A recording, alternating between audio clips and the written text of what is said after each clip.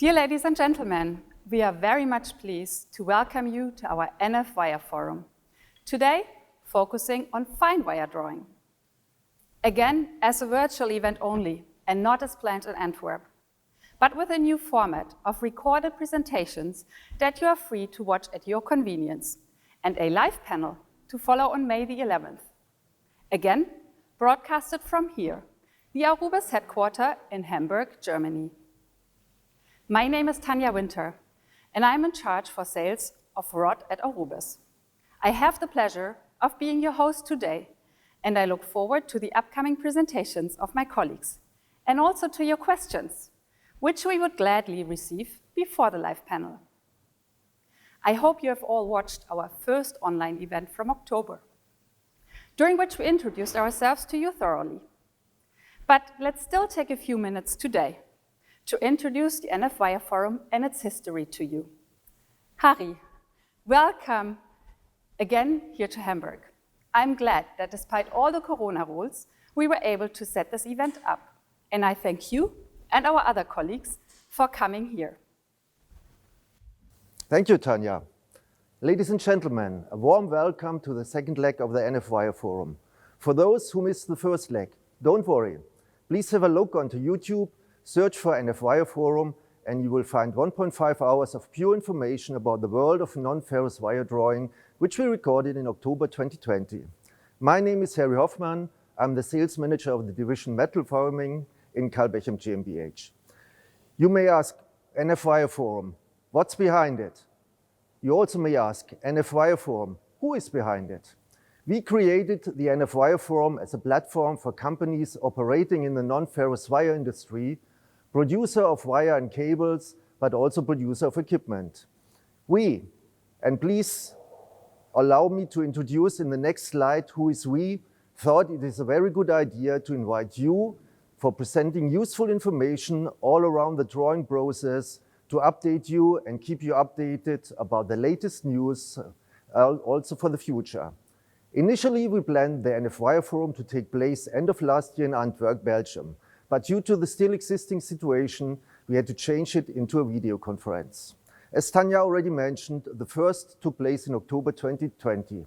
This is the second one, but hopefully we can really meet, talk, eat and drink, listen and exchange information, as we have the intention to do this in the third leg as a live event. We, who is we? Who are the companies behind the NF Wire Forum? These are in alphabetic order, and there's no need to introduce these companies by themselves, as all of you know them very well. These are Aurubis, BALOFE, BECHEM, DKI, the German Kupferinstitut, and NIEHOFF. Our friends now will bring you closer to the theme which we decided to present you today. So sit back, relax, enjoy, and listen to the NF Wire Forum. Bernd Lohmüller of NIEHOFF will start by giving insight into the mega trends for the wire and cable industry. Due to the quarantine restriction, our colleagues from NIEHOFF cannot be here today, but they send their recorded presentation directly from Schwabach. Hello everybody, and of course also a very warm welcome from my side. Well, obviously I'm not Bernd Lohmüller, but he is unfortunately not available today, and I have the clear order to give my very best to represent him in a worthy way. So my name is Florian Faul, and as a sales manager at NIEHOFF company, it is my pleasure to present and to discuss with you some of the most important and very interesting mega trends we can clearly see in the wire and cable market. In the next few minutes, I would like to discuss with you a brief overlook of what kind of trends we can see and how these trends are influencing the wire and cable business in the near future. The megatrends we define, the big five, 4 or 5 big megatrends, is of course mobility, urbanization, power generation and energy distribution. This goes a little bit hand by hand, and of course digitalization. Let's have a closer look into the mobility. Mobility can mean a lot, but here we focus on these electric cars, electrical vehicles, battery-driven cars, or plug-in hybrids. Well, as a summary, we can say that the total amount of battery-driven vehicles has raised dramatically in the last year already. Yeah, and Volkswagen has announced that from the year 2030 onwards, they committed themselves not to build any combustion engines anymore. So this is a clear trend, even if the sales figures are not so dramatic high at the moment, but compared to the previous year, it was a raise of 137% in Europe, and this is a quite high growth rate. As I said, a driver to build more electric-driven vehicles, battery cars, and so on, is definitely producing batteries. This is the basic for that development. And in the year 2020, and this is very interesting, there was the capacity of making and producing batteries in Europe about 30 gigawatt hours per year. Only 5 years later, so in 2025, there's the forecast that the capacity will be increased up to 400 gigawatt hours per year. This is more than 13 times as much as nowadays, and this only within 5 years. So this is a very clear trend. And where is here the positive gain for our industry? Well, all these batteries must be charged sooner or later, at home or in a new completely installed network where you can plug in and recharge your cars. So there must be the invest for a complete new grid or charging stations and so on to fill up the cars. And also if we look inside the cars, the wire harness development is a very impressive development in the last decades and also in the next few years. Very interesting on this slide, you can see that the first Volkswagen Beetle, for example, had altogether just 45 meters of cable. And now the Golf 8, Volkswagen Golf 8, has 1.3 kilometers of cable. And from the previous generation, the Golf 7 to Golf 8, it's just 100 meters more inside, but these 100 meters are mainly data cables and communication cables, special shielded cables. And this is a very, very nice opportunity for our industry to develop these high-frequency data cables. On slide number 8, we can have a detailed look inside the wire harness. And this slide is already from 2011, but still very valid and very actual diagram. You can see here that the number of cables used in a car is separated in small cross-sections, medium cross-sections, and big cross-section cables. Well, due to weight reduction, there is definitely the trend to substitute these big cross-sections with aluminum wire to make it light. And in the very, very small cross-sections, these 0.35 or 0.50 is nowadays replaced by the 0.13 square millimeter, which is a typical signal cable in automotive, mainly substituted by copper alloy, here copper tin.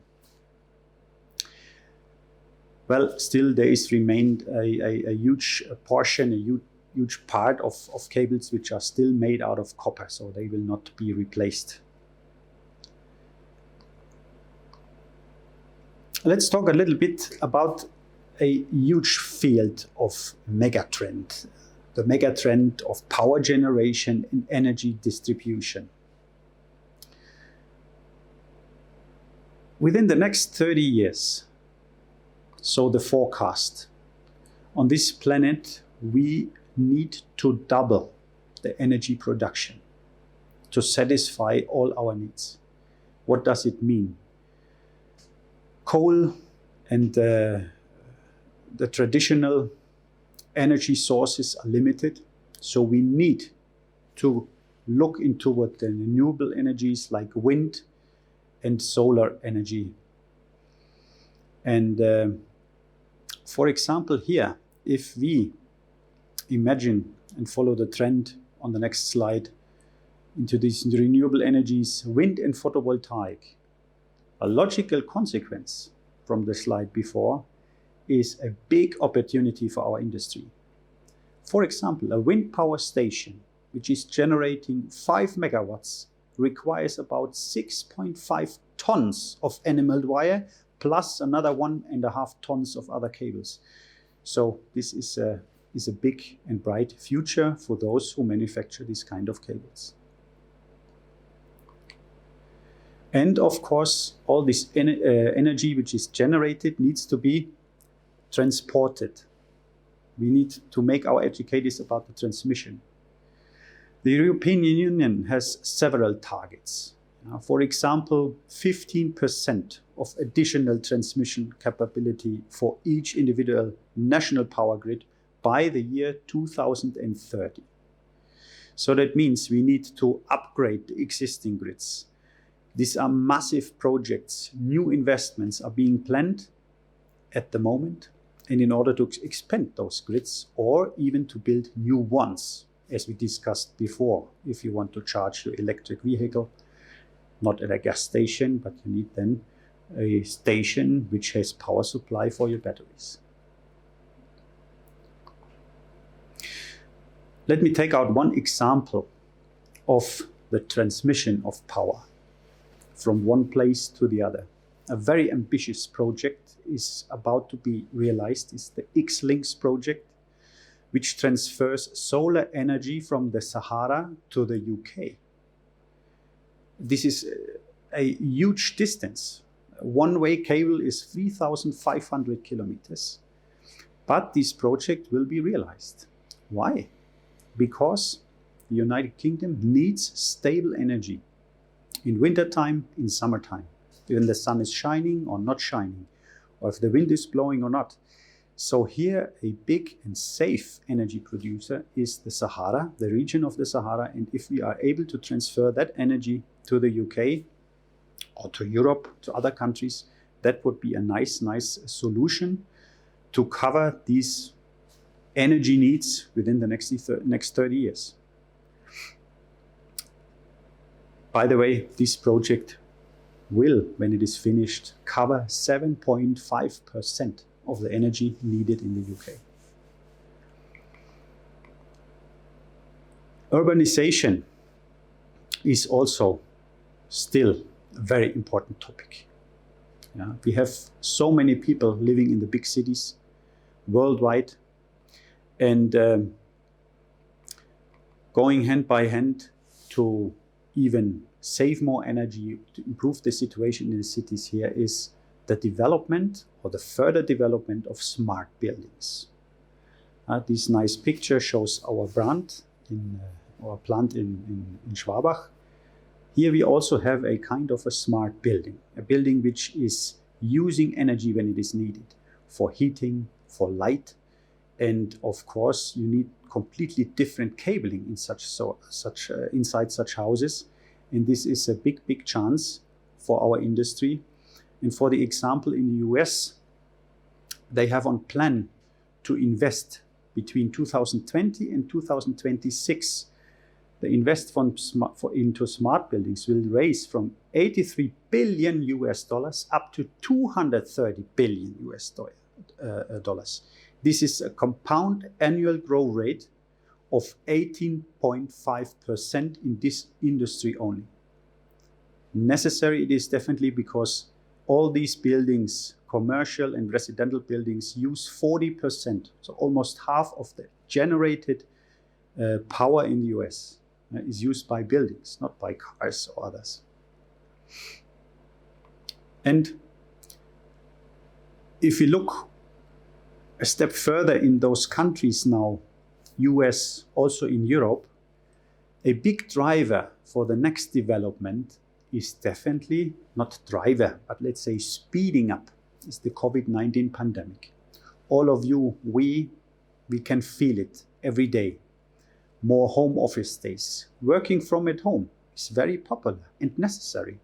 So there is a thinking going on, and of course you can see it in figures on this slide. The people prefer to live on the countryside, but they need to be connected. So we need the smart buildings outside the big cities as well.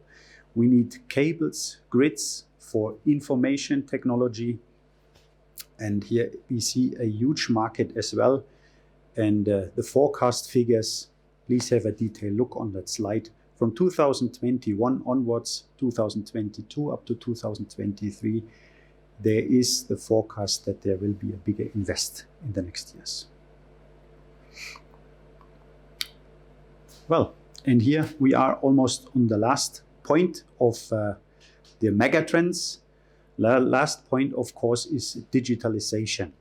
Digitalization, not a second smartphone or so, or a third one, you already have it, but is digitalization in the back office. Yeah, if you imagine how big, how huge the servers, the cloud service providers must be, this is incredible. And if you look on the investments, in February 2019, Google announced the planned investments of $13 billion in 4 new data centers. So this is not only Google who is investing, it's just an example. So digitalization is definitely one megatrend, one driver for our industry. Let me just finish with another example.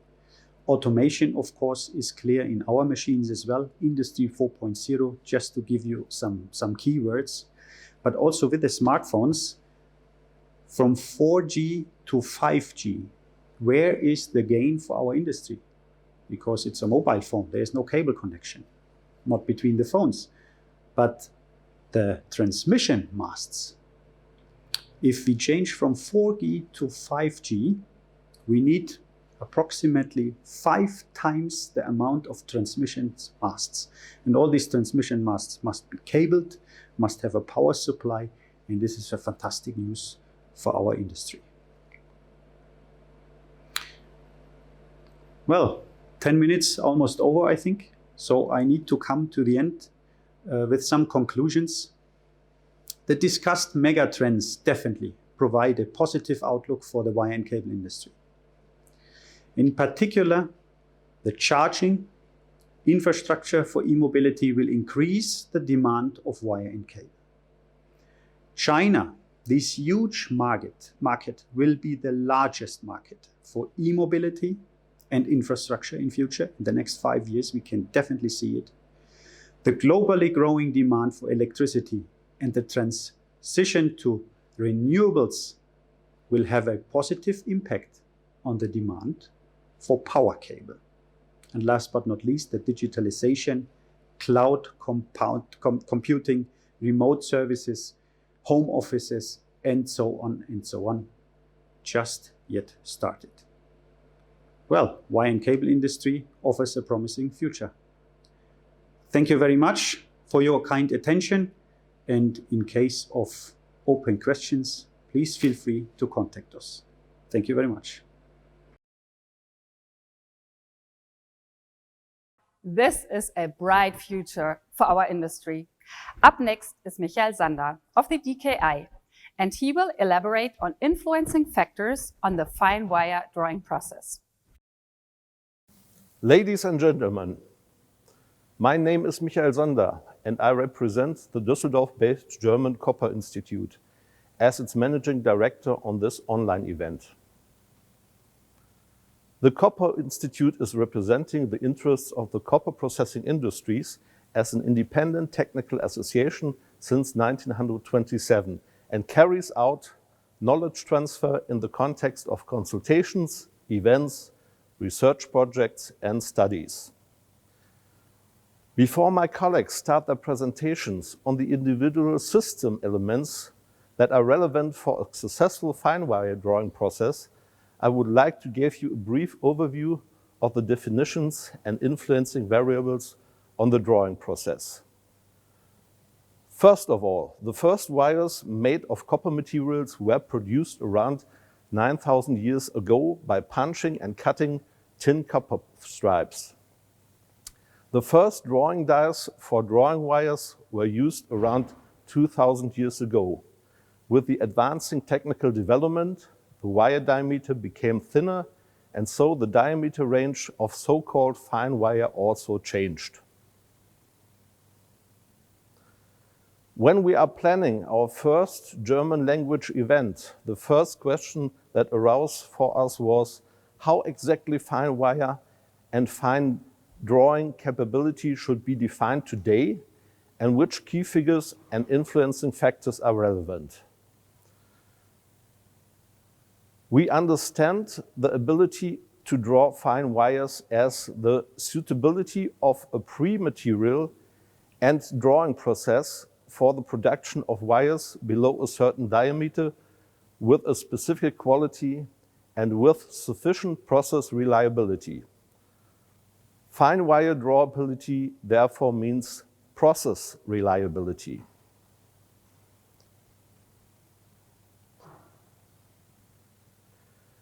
When defining the fine wire and its dimensions, a diameter range was determined by classifying the drawing machine gradations.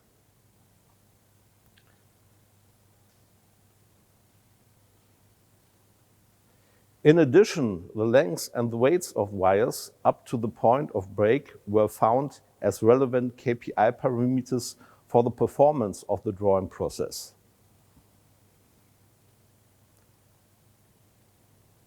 If you look at the system elements of the drawing process, it seems to be a fairly simple system with 4 main elements: pre-material, drawing die, drawing lubricant, and drawing machine. In practice, however, the linking of processes and a large number of drawing levels leads to a complex system in which the causes of errors are not immediately recognizable, and the interaction of many individual influencing variables influences quality and process stability.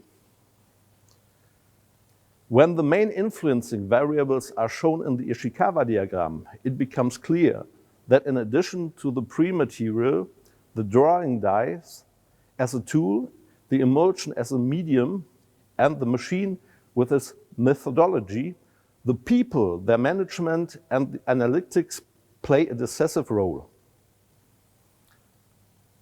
Ultimately, the decisions and evaluations of the people involved in the process form the basis for the design, selection, maintenance, and settings of the system elements.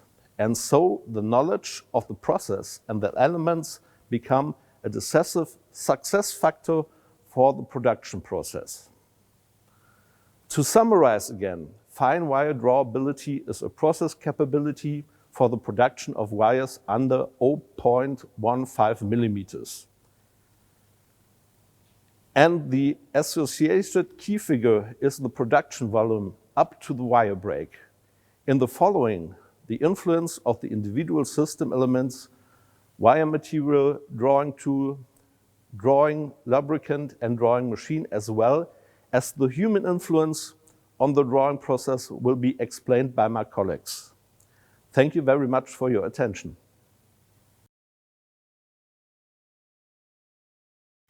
Thank you, Michael Sander. It amazes me to see how many factors influence the best fine wire drawing process. And I remember that in general, the factor rated with the highest influence, according to the poll during our last event, are the operators. And how far the quality of the copper wire rod is essential for good results will be presented by Cornel Abratis of Aurubis in the following 10 minutes. Dear ladies and gentlemen, my name is Cornel Abratis and I'm in charge of technical marketing of copper products, especially for Aurubis rod, Rhine rod and Fox rod at Aurubis Group. I have a metallurgical and metal forming background, and I'm your contact person at Aurubis when it comes to product-related questions or concerns. My today's presentation is about wire drawing and its influencing factors. Due to the fact that Aurubis is my employer, I'm very pleased to speak about our copper wire rod for fine wire drawing, whether oxygen bearing or oxygen free, as one success factor to conduct fine wire drawing processes. What can Aurubis do to contribute to a successful drawing process? I have a small agenda for my presentation. First, I talk about oxygen bearing, and second, about oxygen-free copper wire rod. Now, I'd like to take you into the world of ETP1 rod. Copper wire rod is today produced in production processes in which different steps like melting, casting, solidification, and hot rolling are incorporated. There are 5 main process steps to influence the quality of copper wire rod. First, the feed mix. The best feed mix of grade A cathodes to achieve copper quality which is needed to draw to different wire diameters, especially to fine wire diameters. Second, melting of the feed mix. Constant metal flow with the right temperature and gas level to supply the rod line with the needed volume flow rate. Third, casting and solidification. Main area of interest to produce rod with outstanding drawing properties, homogeneous heat transfer and degassing, and constant grain growth. Fourth, rolling and surface treatment. Reduction of the cross-section to gain mechanical properties to process the wire rod in cold drawing down to 0.1 millimeter or below, and excluding iron inclusions. Fifth is the quality control. So we control the product, the parameter sets, and the required physical, chemical, and mechanical properties. This slide will be presented again after each of the process steps. At Aurubis, we have 4 copper rod lines, 2 with the south wire principle, with a casting wheel, what you saw before, and now you see the Conti rod line, where we have 2 of these lines with the Hazelett casting principle. Both are equal when it comes to the final semi-finished product of 8 mm ETP1 copper wire rod. The correct feed mix is important to set the basis for a high-quality copper wire rod to be drawn down to 100 microns or less. At Aurubis, we take grade A cathodes from our 4 tank houses and purchase as well grade A cathodes from the market. We classify internal and external cathodes by tests and measurements. So the feed mix is essential for copper purity, homogeneous forming and softening behavior, high conductivity and SEN value, and an excellent surface as well. We as Aurubis have more than 1 million tons of grade A cathodes available out of 4 tank houses in 4 different locations in Europe. Around 40% of the refined copper is coming originally from secondary input and material input and is processed in our metallurgical plants. The melting process is as well very important and a key success factor. What is important during melting of copper cathodes? All burners and their parameters. The copper melt temperature, the oxygen level in the melt coming from the shaft furnace, and of course the applied refractory material. The aim is to control the oxygen and below 200. This is important. And the gas in the melt, and the avoidance of anorganic refractory inclusions. Third important factor is the casting and solidification process, perhaps the most important process step for high quality copper wire rod for thin wires. The casting mold of the south wire production principle is built of the casting wheel and the steel strip. The liquid copper is poured in this water-cooled mold.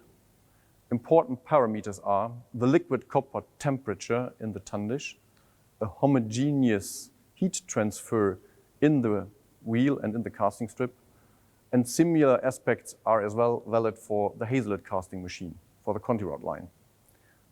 A homogeneous solidification and degassing of the remaining melt is important, and the direct cooling water of or after the casting wheel. The aim is to reach minimized gas pour and blowhole material. Factor number 4 is the hot rolling and the surface treatment. The important parameters are listed here. It starts with the temperature of the bar, the electric current of the rolling mills, and goes to the surveillance and the separation of lubricant. All in all, the aim is to gain a homogeneous microstructure without any inclusions or defects. The last factor is quality control of the copper wire rod. Here are no more parameters important, but test results and measurements. Here you find the list of tests and measurements conducted on the copper wire rod, and which must be fulfill certain upper and lower limits by the standard at least, but for fine wire drawing, much important are higher requirements, and higher limits are set to be fulfilled. Please find here a list of criteria which are important and are the basis for a successful drawing process of Aurubis and Rheinrod. I don't explain in detail all the criteria, because during my presentation I already explained them within the 5 main process steps. You can go through the list by yourself. For Aurubis and Rheinrod, we distinguish between different quality classes for different applications. There are 5 different brands, but only the first 2 brands are applicable for fine wire drawing. For some fine wire applications, we need oxygen-free wire rod, and it's mandatory for some applications. At Aurubis Belgium, we have a capacity of around 40,000 tons per year out of 6 lines, 2 upcast and 4 rotometer lines. To draw copper oxygen-free rod, so-called Aurubis Fox rod, to small diameters, some points have to be taken into consideration.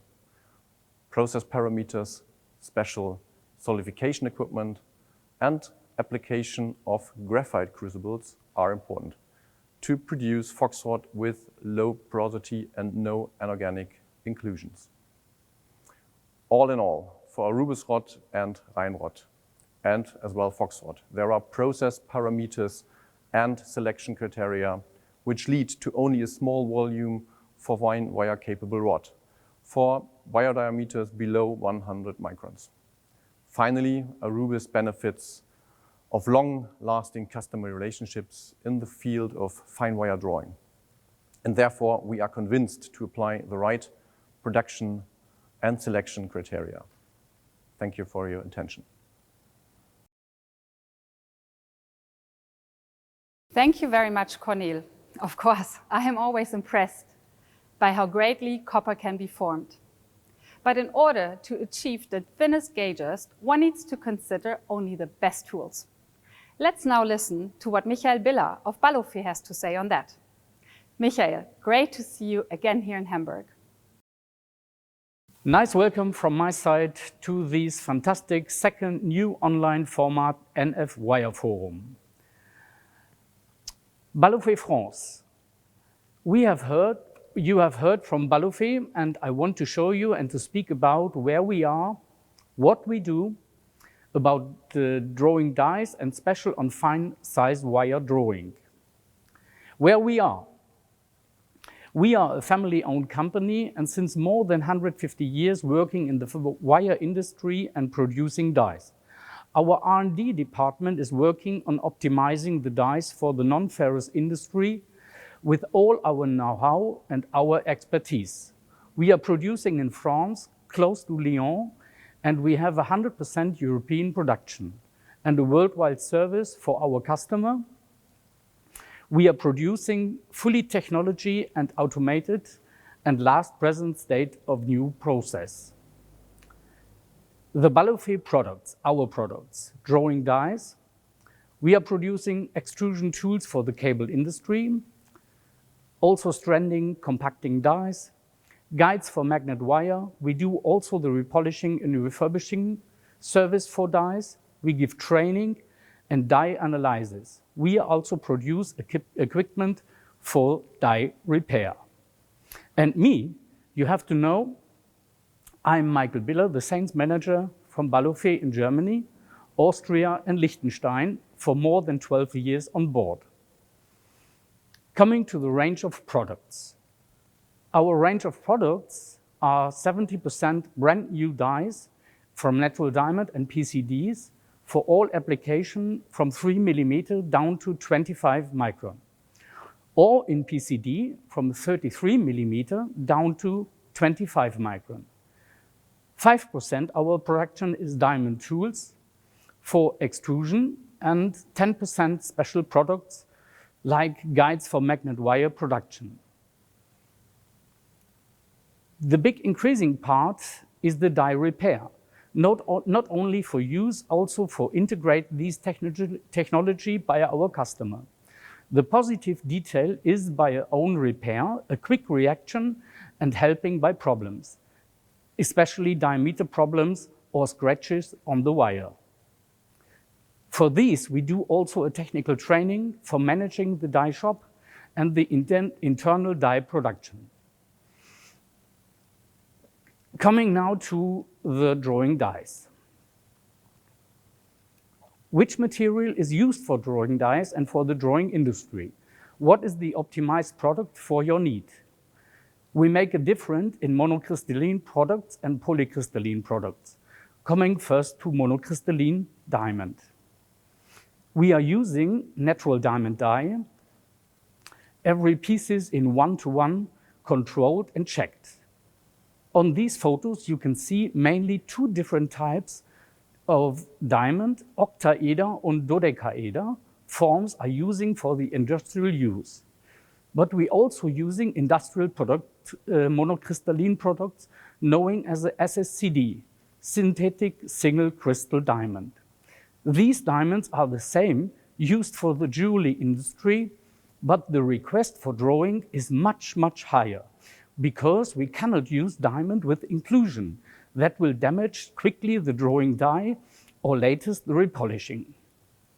These diamonds are used from 4 micron to 3 millimeter wire diameter. You can imagine that the used diameter is much bigger. We have to do a geometry for drawing in this diamond, coming now to PCD. The PCD you will see on this picture is like a naked blank or sintered in a stainless steel casing or protected with a tungsten carbide ring for bigger diameter. These blanks are available with special grain sizes starting from 50 micron down to 1 micron. The 50 micron grain size is not more often used in the drawing industry because it's difficult to repair and to recut. Common in this use is 25 micron down to 5 micron, but sometimes even 1 micron. What does this mean? Bigger grain size, more stable, but not so nice surface finish. But a PCD die cannot give the shiny surface like a natural diamond die can do. But the lifetime is much, much higher. You have to find a compromise on your need for your customer. The PCD is used mostly in the range from 35 micron, also 25 micron is possible, up to 33 millimeter diameter. In PCD, it is not possible for bigger diameter because this product is limited in diameter, but in this range, we are speaking about a very, very high cost. Especially for fine size wire drawing, we have to request and to check the following parameter. We have to have a premium quality.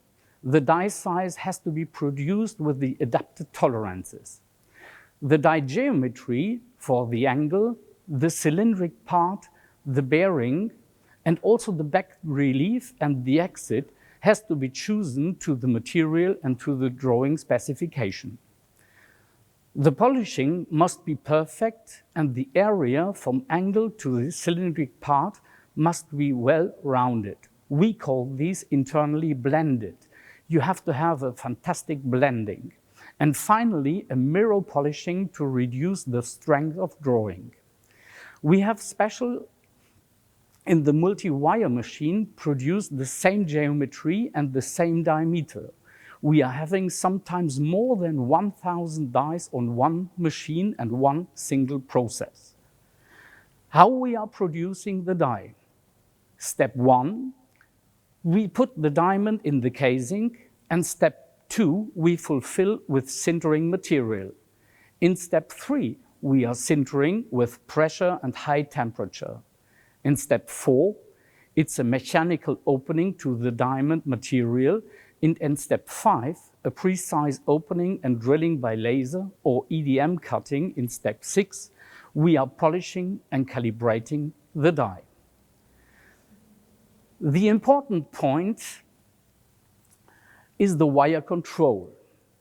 The wire control, we can use an elongation check used for tight and accurate drawing.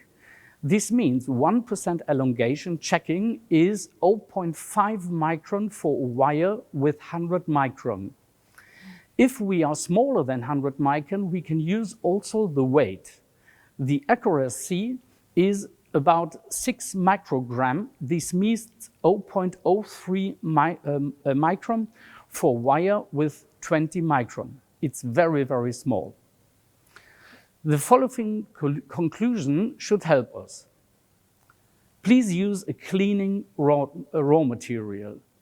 The perfect fitting lubricant has to be used. A very good filtration. Please use tanks, big tanks with cleaning paper. The dies has to have a very good diamond quality, so no inclusion into the diamond. A perfect mounting and a perfect geometry has to be produced on the dies. The internal part has to be well polished, and the diameter must be accurate.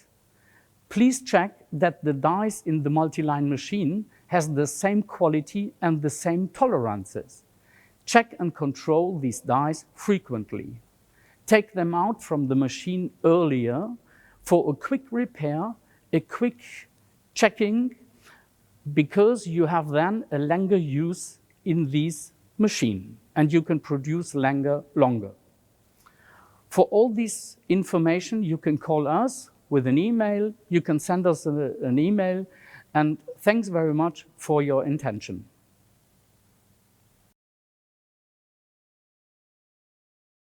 Thank you very much, Michael. Diamonds are not only girls' best friends, I guess, but they have to be in best shape for best results and lubricated properly. Also in this sector, BECHEM has best suitable products to offer. Hello, Christopher. Thanks for coming here. Warmly welcome to the NF Wire Forum. My name is Christopher Faul and I am the Technical Manager Wire Drawing Lubricants at BECHEM. If you have specific questions for lubricants, please contact me on the given ways. Today, I want to tell you a bit about lubricants for wire drawing in general and especially for fine wire drawing. Therefore, please take a look on my short agenda. First of all, I want to introduce you the different types of liquid lubricants. Some information about the requirements for fine wire drawing, what is necessary to be observed, and last but not least, a short excursion into the world of filtration.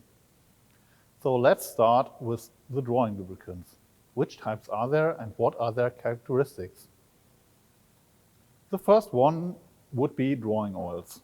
They are typically used for aluminium, copper, alloys, and for form wires, as for example trolley wire.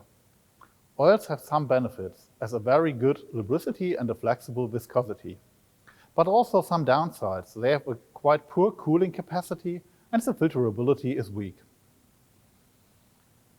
The next one are the emulsions. These are a mixture of water and oil, so therefore we have productivity for copper wires traditionally down to 0.1 millimeter, and nowadays also for aluminium in approximately the same sizes. Their benefits are a good cooling capacity and adjustable lubricity over the concentration and additivation. They are pretty well filterable, which is also driven by the concentration. A very high concentration leads to a little bit higher viscosity, and due to that, a less good filterability. And also due to aging of the emulsion and therefore the bigger droplet size, the filterability gets weaker with the aging. As already mentioned, the viscosity is slightly adjustable over the concentration. The last form would be the fully synthetics or solutions, which are one-phase water-based lubricants. These are used for fine wire production below 0.15 millimeters. They are used for copper and copper alloys, as well as covered wires, for example, tint wire. Their benefits are that they have excellent cooling capacity, perfect filterability, and the lubricity is also adjustable. And they are free of mineral oil and emulsifiers, and therefore they can't split, and tramp oil is simply floating on the top and can be sucked away. After this short introduction of the different types, let us talk about the requirements for the drawing process. The requirements on drawing lubricants are very diverse. They don't only have to lubricate and cool. They also need to keep the machine clean, carry fines to the filtration, protect the machine and drawn material from corrosion, and have to be compatible with further processing steps. Although the requirements on environmental and user-friendlyship are continuously increasing. And last but not least, it is requested that they should be cheap and easy to dispose. But these 2 points are not strictly driven by us. The requirements are also mainly driven by the dedicated process, which is going to be done. By that, we come to the following points. The selection of the right lubricant, which is driven by the drawn material, the final diameter and the subsequent processing, and also by the water quality. As the water quality is giving an impact on the emulsion characteristics or the solution characteristics. And the water is containing in the lubricant with 80% and higher. After we have talked about the different types and requirements, let us come to the monitoring and maintenance. What belongs to the maintenance? Let us have a look to my slide. Which role? So, the workplace, the drawing machine, periphery, the emulsion monitoring, and the evaluation of measured data and the caretaking of the necessary actions. Which role does the machine operator have in this? He should and has to observe the following parameters: the appearance of the system, the odor of the emulsion, the foam behavior, creation of residues, changes in the general cleanliness, and usual filter drag out or an unusual filter drag out. Because all these parameters show the operator that something is going wrong or maybe something is changing. Maybe a bacterial contamination, oil leakages, or whatsoever. If you have questions to that, let us discuss this face to face, please. What is to avoid? In general, the emulsion is no bin.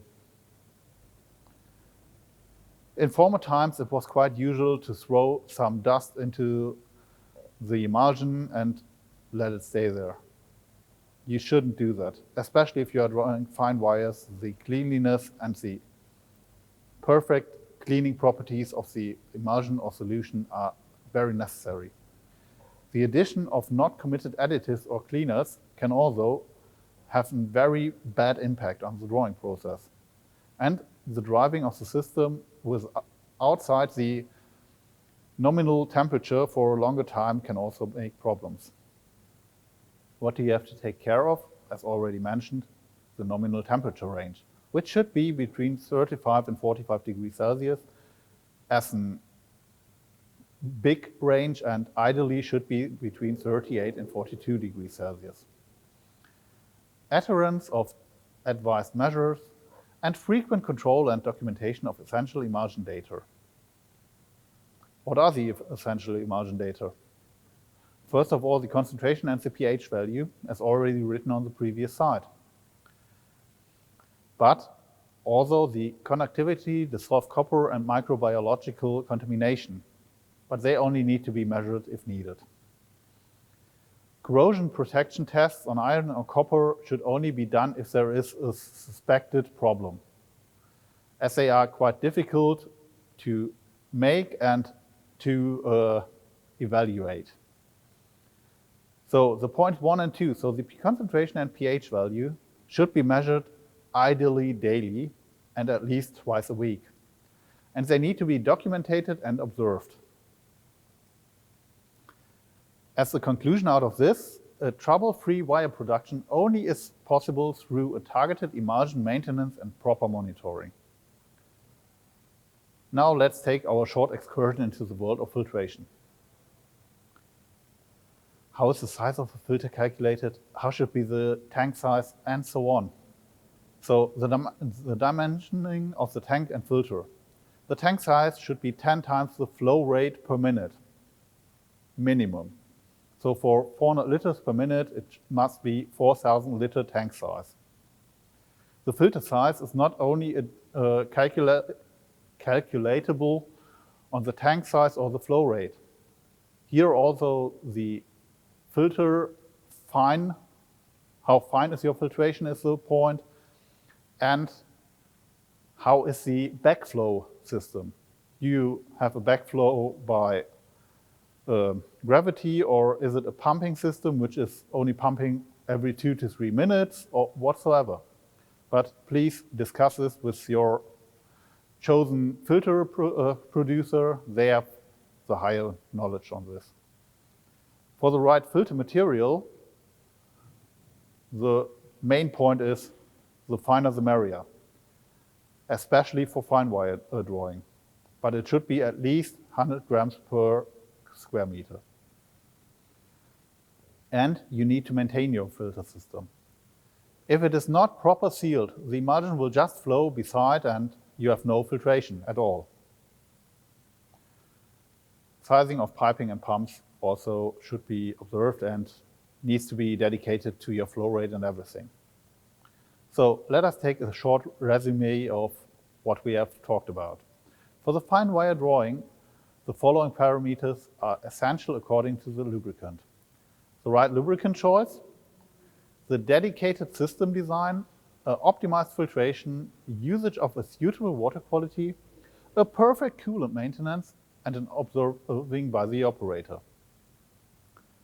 And if you have any questions, please do not hesitate to contact us.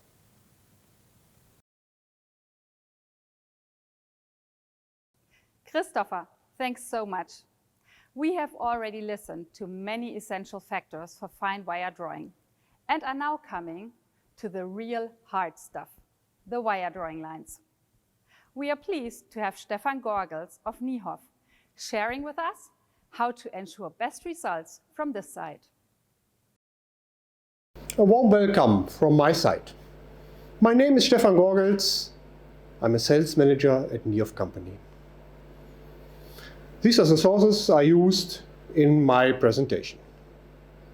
Okay, multi-wire drawing can be divided into 3 levels of difficulty. Diameters bigger than 0.25 millimeters, I call easy. Diameters between 0.25 millimeters and 0.15 millimeter, I call medium. And diameters less than 0.15 millimeters, okay, we can call difficult. We can continue that too. For example, diameters less than 0.03 millimeters, we call impossible at in-wire drawing mode. When drawing wire, the structure of the kappa changes. Soft kappa gets already hard in the first two drawing dies at the machine. Factors influencing good quality. The first factor can be the rod, the quality of the rod. If the rod is bad, we can't produce a good wire. Also the conditions of the coolant, lubricant and the dies. With bad tools, I can't produce a good quality. But the next points are factors that can be influenced by yourself. Basic settings, like the wiring tension, number of windings, and the line speed, for example. The conditions of the line, for example, the cones. Later on, we will discuss if to use an annealer in the rod breakdown machine for our process is necessary or not.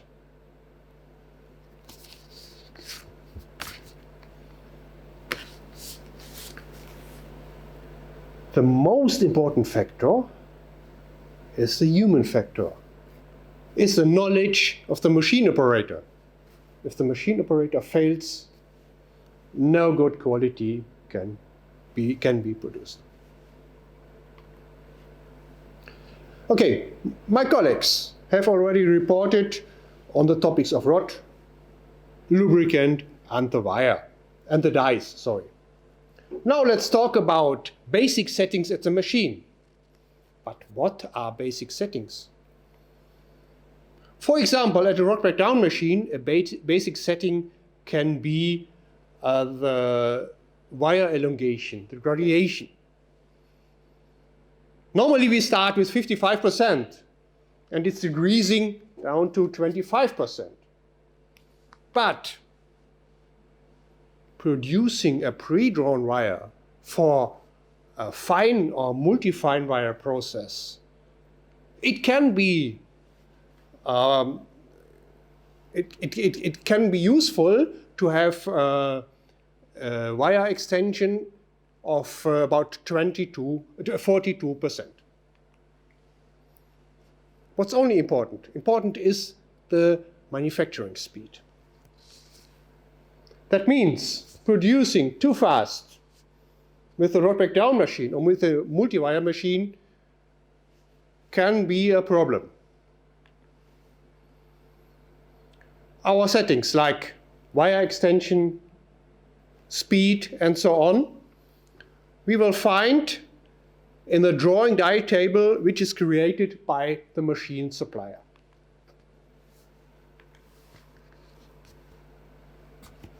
Typical speeds for the rod breakdown process are shown on this chart, and we see that the speed for the fine wire process, for pre-down wire for the fine wire process, is much slower than the speed for other products with the same diameter. Further basic settings can be the number of windings. For example, at a rod breakdown machine, we produce with 3 windings for diameters bigger than 2 millimeters, and with 2 windings for diameters less than 2 millimeters. The same for the multi-wire machine. For diameters bigger than 0.4 millimeters, we produce with 3 windings. Between 0.4 and 0.1 millimeter, we produce with 2 windings, and less than 0.1 millimeter, we only have 1 winding. Very important also is the condition of the machine, the condition of the capstan. A capstan which is damaged, like shown on this picture, should be replaced. So let's speak about the annealer. The question is, do we need an annealer for the rod breakdown process? For my understanding, if you produce a pre-wire for a fine wire or multi-fine wire process, yes, we need an annealer.